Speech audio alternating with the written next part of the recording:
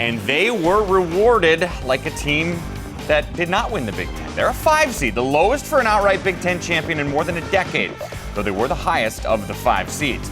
Tom Crean has now had this program in the dance 4 of the last 5 seasons. Here's what he said to Allison Hayes on Sunday. All right, Coach Tom Crean, your Indiana Hoosiers are a 5 seed taking on number 12 seed Chattanooga. Just what are your overall thoughts on the seeding and getting into the tournament and getting going? Well, my thoughts on the seeding, I think that's more, I think I'll be anxious to see how they respond to the Big Ten teams. I mean, I thought it was tough on everybody to a degree. I mean, it's not where it's been. I don't know when the last time a Big Ten champion, an outright champion, has been a 5th seed, but it is what it is. And there's no changing it, right? So we've just got to go and do our very best against an outstanding team. But we're proud of winning the Big Ten championship, and to us that means an awful lot when you win in this league. I know you've done a little bit of research already on Chattanooga, and a lot more to come, obviously, throughout the week. But what are you expecting from them as far as the matchup goes? Well, they score a lot of points, and they're battle tested. They've won on the road at Illinois. They've won at Georgia. They've won at Dayton. They've got a very veteran team, a good coach in Matt McCall, inherited a team that has got some veterans. So they know what they're doing. They have very good inside-outside play.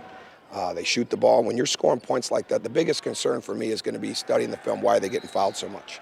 What are they doing to get to the line? Because when you've got a team that is making more free throws than their opponents are attempting over the year, and I think about 20 more, that's significant. So we've got to make sure that we can play the game efficiently without fouling, and figure out what their strengths are and see how we're going to negate them.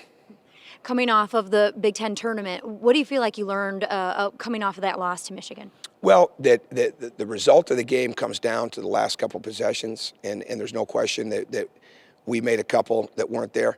I think we scored 6 out of 10 of our last possessions, but we only missed 4 free throws in the game, and 3 of them were in that last 2 minutes.